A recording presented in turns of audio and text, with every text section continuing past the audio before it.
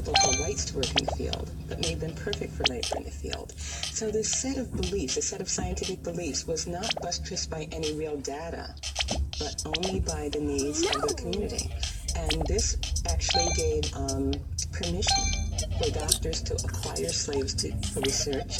They also had a variety of conditions for which a good example is reproductive health. All of the early important reproductive health advances were devised by perfecting experiments on black women. Why? Because white women could say no. White women were not interested in having doctors looking at their genitalia during the Victorian era, and white women were not interested in undergoing painful surgery without anesthesia, but black women could not say no.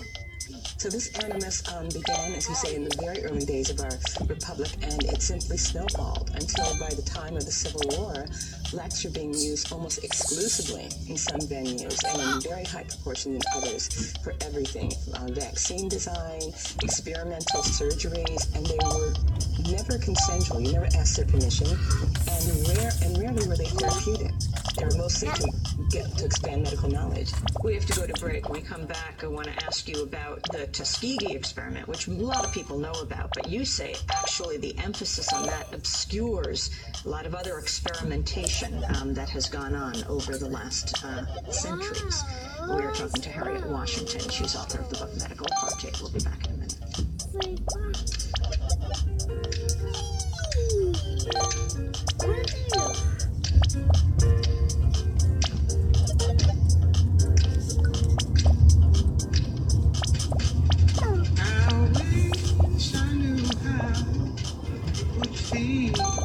To be free, I wish I could break all the chains holding me.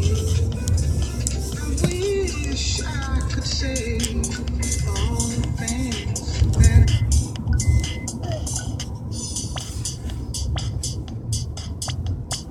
It ain't working at ShotRite?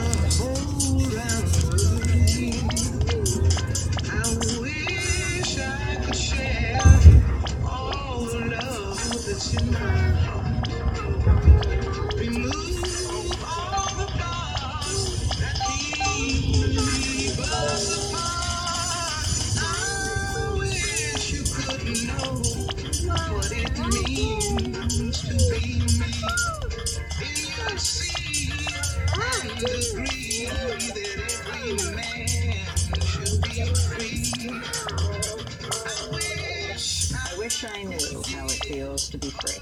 The late Nina Simone. Here on Democracy Now!, democracynow.org, The War and Peace Report. I'm Amy Goodman with Juan Gonzalez. We're talking to Harriet Washington, who's written a quite remarkable book called Medical Apartheid. She's a medical writer and editor, visiting scholar at DePaul University School of Law, previously a fellow in medical ethics at Harvard Medical School, wrote for USA Today, and also was a Knight Fellow at Stanford University. Juan?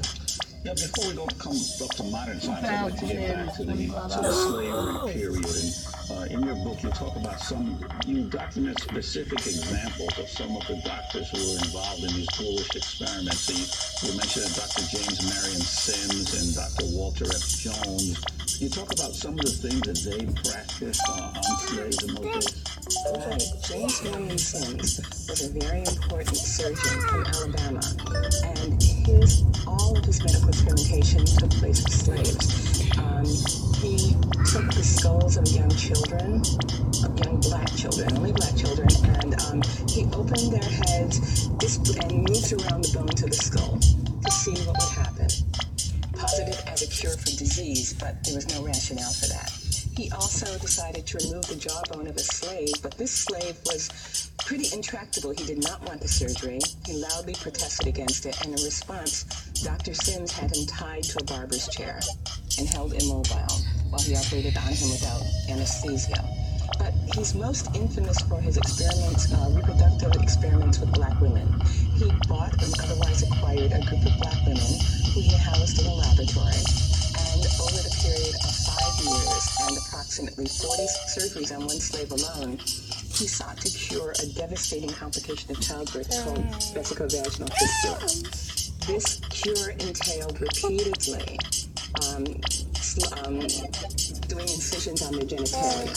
Very painful and, very emotionally difficult, as you can imagine. And in the end, he claims to have cured one of them. And after this, he went north, where his medical fortune was made. He became the toast of Second Empire Paris when he went there to be the personal physician of Princess Eugenie. And when he returned to New York, he was elected the president of the American Medical Association. I think this is really important because although often we speak of surgeons and doctors who do non-consensual experimentation and we think of these Frankensteinian characters, but the reality is these have tended to be overachieving adepts who were stellar physicians. They were well revered, well respected within the profession in their time, and only people only knew of their work through their own popularized versions of it. They wrote these accounts in medical journals, but they never characterized them as abuse of experimentation because it was accepted for them that you operated on slaves who couldn't say no. Talk about the Tuskegee experiment. Though you write about it obscures all others, a lot of people don't even know about Tuskegee. That's true. Tuskegee is the icon of abuse of experimentation of black people, but it's true, many people still don't know what happened. And there are a lot of misconceptions floating about as well, so that's a really good question. Let's do one more game, though. About 400 black men in Macon County, Alabama, with syphilis, who had been diagnosed with syphilis at least, were studied over a period of 40 years by the United States Public Health Service. 100 men who were not infected, who were held as a control group, also black men. Over the course of 40 years, these men were duped into thinking that they were in a treatment program, but they weren't. They were given pink pills, which, as it transpired, were simply aspirin. They were given spinal taps, which, as it transpired, were not for the good of their health. As long as we don't die, we can keep on going. Ensure a supply of serum for the development of a syphilis test. So they were used over 40 years, even after the advent of penicillin. When penicillin was recognized as a cure, it was withheld from these men. And this was between what was a 40-year span? Alright guys, I'll see y'all later. But let's do one How more. many people knew about this at the time? How did it stop? Hundreds of people knew about it because there were regular reports in the medical journals. That did and it not was count, so I actually was too busy presented looking at at the the American Medical 10. Association meeting in 1965. There were also numerous meetings of governmental agencies where they periodically would ask, should we continue the experiment or not? And the decision was always yes. We should continue the experiment. It's worth noting that the Surgeon General, Thomas Perrin, had taken on syphilis Actually, when we eradication get as his 55, mission. I'll die. Alright? And yet, when penicillin was devised and he had the cure, he made the decision to continue the experiment because he said they represent an opportunity that will never come again. What happened to the untreated men? The untreated men, as you can well imagine, many of them died horrible deaths. They were not only infected with syphilis that was untreated, but these were also very poor men, sharecroppers. Their median income was $1 a day. But being sharecroppers, they rarely saw any money. And they were debilitated beyond their years by syphilis and the frustrating labor. And so many of them died, very bad deaths from syphilis. They suffered, the secondary stage of syphilis is very painful. It constitutes running sores, heart abnormalities, and the last stage of syphilis is devastating, neurologically devastating. Not everyone progresses to the last stage, fortunately. But you can't predict who will and who won't, so everyone should be treated. This 40-year period obviously spanned both Alright, see y'all Democratic guys and later. Republican administrations Goodbye.